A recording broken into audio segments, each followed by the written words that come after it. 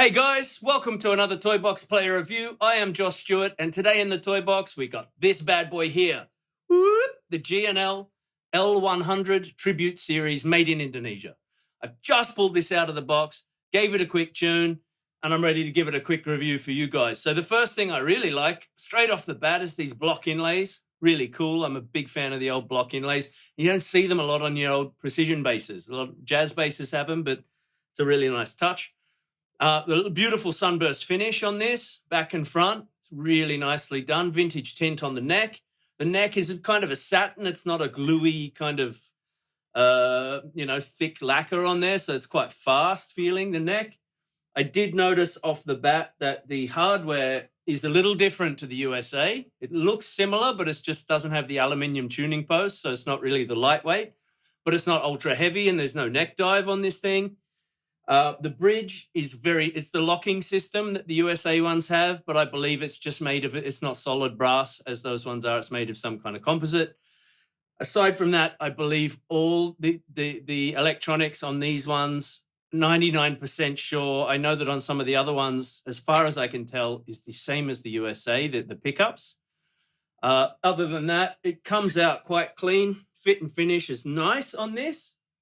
Everything seems pretty cool. So why don't we go and plug it in and give it a test? And just one thing I wanted to say about G&L. I know a lot of people aren't so familiar with the G&L stuff. So G&L is George and Leo. So George Fullerton and Leo Fender, who started G&L in California, USA. Fender sold the Fender brand off, and then he started his own factory, CLF Research, and he did it with his design guy from Fender, which was George Fullerton. Those guys worked together and did Music Man. They designed the basses and stuff with Music Man. They were producing out of their factory. And then they had somewhat of a falling out with Music Man, and some of the last instruments that Mr. Fender and Mr. Fullerton were making were the G&L stuff. So you have various basses that they were doing. So this LB100 is obviously a tribute to the classic P bass. It was originally called Legacy bass, but I believe there was some other bass called Legacy bass, so they just went with LB. A few things to note is obviously 21 fret neck. It's a bit of a deeper cutaway down here. The body is slightly more streamlined than maybe chunkier P bass, but only slightly. And you've got this 6-bolt neck on the back. I will say straight off the bat that a bass like this at this price point, I mean, a lot of people will get these kind of cheaper import basses and upgrade various parts on them. I'm going to check out the sound on this. So far, the hardware doesn't look like it needs upgrading. I mean, it's a very solid high-mass bridge, which is the first thing, or one of the first things most people do. And you got quality tuning pegs. Let's go check out the pickup, some of what these buttons and stuff do, and let's see if it lives up to the Legacy bass moniker that it's got. See you in a sec. Boom.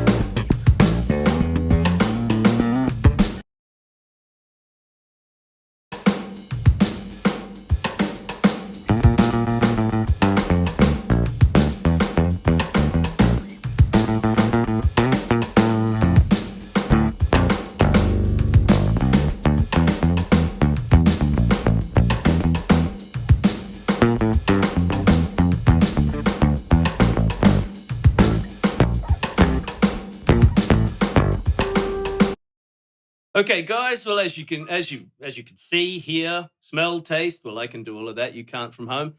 But this bass lives up to its moniker of legacy bass. It's a P bass. It's got a really great sound. This pickup is actually wonderful. I love this thing. Fit and finish, as I said, playability on this is great. It's straight out of the box. All I did was literally tune it up. Look, the action probably a little higher than what most people would like, but that's easily fixed. As you know, it comes with some case candy. You got some Allen keys and stuff to fix all of that stuff up.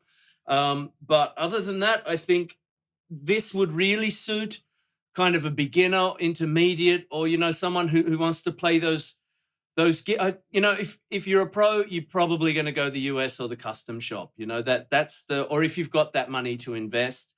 There is a difference. If I'm going to get some of those questions, yes, there is a difference. I'm very familiar with the US custom shop versions and now with this tribute version.